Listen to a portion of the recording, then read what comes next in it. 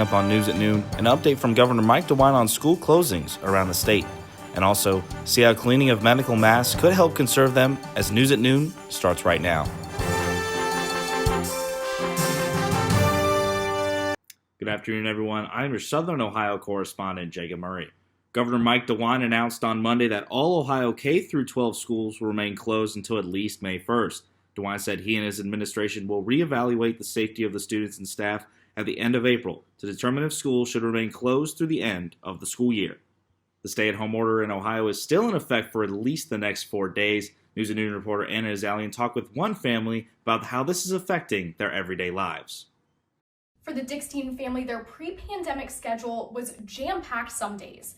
Get the kindergartner on the bus, take the toddler to daycare, and both parents are off to work. Now, one parent is still going into work, but the rest of the family is doing work and school from home.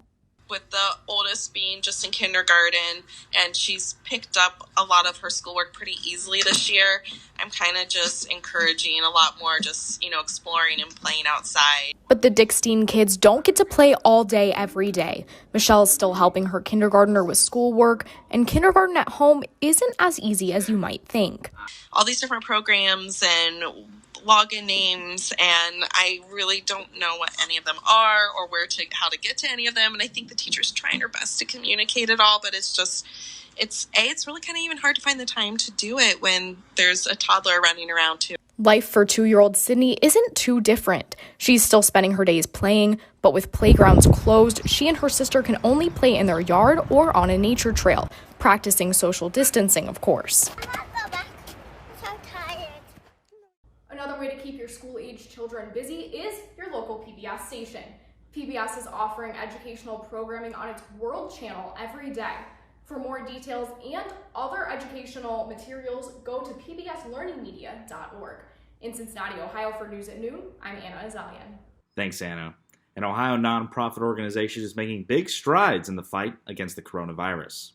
This weekend, the FDA approved the use of Battelle's personal protective equipment to decontaminate used face masks. According to Battelle's website, a mask can be cleaned 20 times without degrading its performance. Battelle plans to distribute PPEs to other states as well.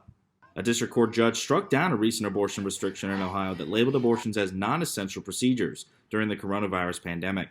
The judge issued a 2-week temporary restraining order, saying the amount of masks that would be saved by not performing abortions wouldn't outweigh the irreparable harm of denying women abortions.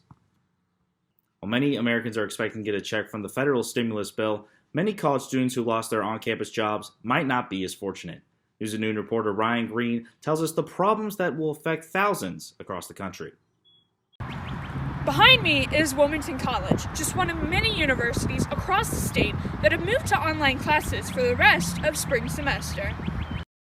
With classrooms empty, students are moving back to their hometowns earlier than expected, leaving some without a job.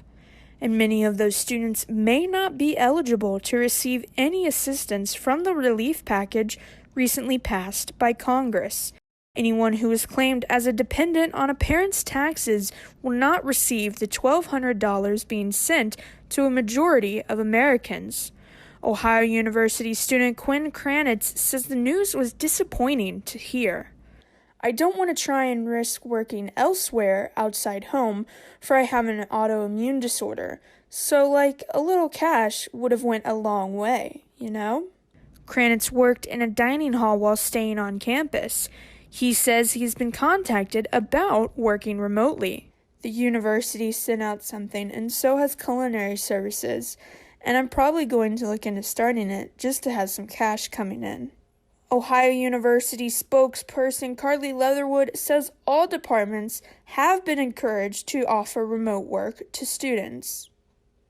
Other students in need of assistance can apply for Ohio University's micro-grant program. Reporting from Wilmington, Ohio, for News at Noon, I'm Ryan Green. Those who are eligible to receive assistance from the stimulus bill can expect a direct deposit within the next 3 weeks. One of the most stressful results of this economic downturn is how to repay loans, like those for cars, credit cards, and even rent. News at Noon reporter Hardika Singh tells us how banks are stepping up during these trying times. Bank services are not just limited to online and drive-through. Many banks are deferring their loan and mortgage payments for the next 3 months.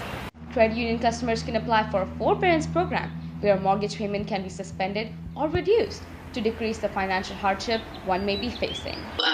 It can be 3 to 6 months or even longer depending on the circumstances. But it just gives them time to not have to worry about how am I going to make my payment and what is going to happen during that time. These measures help everyone, especially the ones who don't have a large savings to fall back on. But even the people who do, Sharp says she believes that keeping money in the pocket of their customers can be helpful to economic recovery.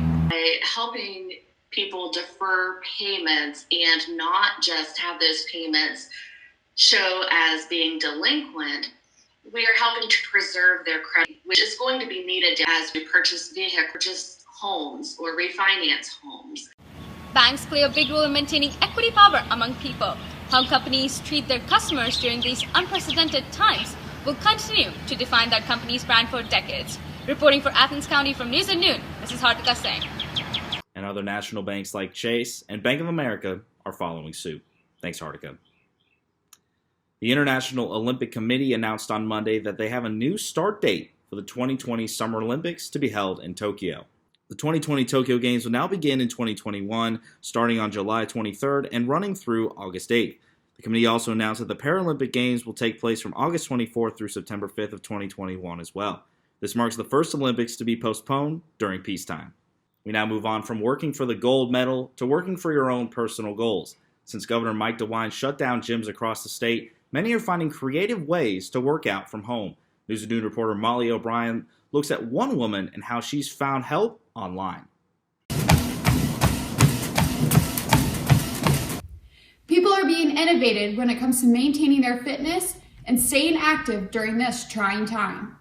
Julia LaFontaine exercises every day and says figuring out how to replace gym equipment for stuff at home has been the tricky part.